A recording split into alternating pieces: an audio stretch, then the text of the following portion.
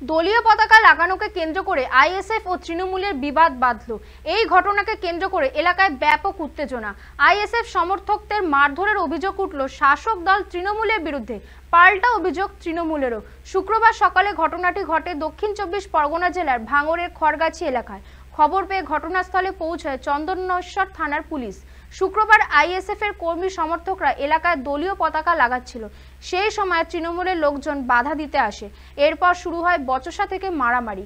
এই ঘটনাকে কেন্দ্র করে এলাকায় ব্যাপক উত্তেজনা ছড়ায়। পরিস্থিতি নিয়ন্ত্রণে আনতে ঘটনাস্থলে ভাঙড় থানার বিশাল পুলিশ বাহিনীও এসে উপস্থিত হয়। এই ঘটনায় উভয় পক্ষের মোট 4 জন জখম হয়েছে।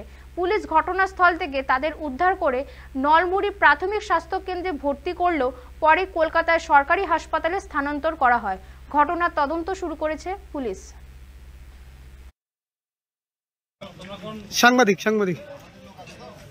দোকান ধরে হোলি এইবার আমরা থেকেলে চলে আসি, তখন ওই 10-12 জন এসে ঘরে খুলে ঢুকে একদম হদ্দমান মেরেছে। আমার নন্দের যার আমরা থেকাচ্ছি, আমার গোলা টিপে ধরেছি, গোলা টিপে ধরে আমারও মেরেছে। এই হাত আসলে দেখতে পাচ্ছ কি নিয়ে মেরেছে?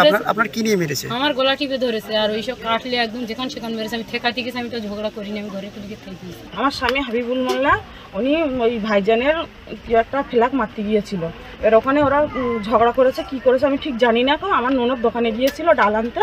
এবার আমার ননদের ধরে জুলমাতের বউ, কমরেড জুলমাতের বউ, আমার ননদের ধরে ওখানে বলছে এই তো দাদা এ মারতে গিয়ে তুই ছুটে পালাচ্ছি কেনটা তোর দাদা? বলে আমি জানি না। বলে জুলমাতের বউ গালে একটা চড় মেরেছে। মারলে এবার আমার ছেলে এসে আমার ছুটে এসে ডেকে নিয়ে যাচ্ছে, বলে আমার যে বেটিন মারছে। আমি তখন আমার ছেলের কথা শুনে আমি ছুটে গিয়ে আমার ননদের ঠেকিয়ে আনছি। তাতে জুলমাতের বউরা সব লাঠি সোঁটা নিয়ে, জুলমাতের ভাই জিন্নার বউ, মোনাজাতের বউ সব লাঠি সোঁটা নিয়ে আমাদের মারছিল। আইএসএফ এর যারা এখানে 2-1 সমাজবিরোধী আছে, তারা সকাল থেকেই ওদের কবে নাকি পার্টির জন্মদিন সেই নিয়ে পাড়ায় বিশৃঙ্খলা এবং উত্তপ্ত করার চেষ্টা করছিল। আমাদের পঞ্চায়েতের মেম্বার এবং তার ভাইরা বলেছে যে তোমরা যা ইচ্ছা করো, কিন্তু পাড়াতে কোনো গোলমাল বা সমস্যা করা যাবে না। এটা বলার সঙ্গে সঙ্গেই তারপরে আমাদের অঞ্চল সভাপতি সাদিকুল দপ্তরে এসে থামথুম করিয়ে চলে যায়, মীমাংসা হয়ে গেছে, চলে গেছে। পরবর্তীকালে ফাঁকা পেয়ে এদের 2 ভাইকে মানে ব্যাপকভাবে কুপিয়েছে। পুলিশ প্রশাসনকে আমরা জানিয়েছি।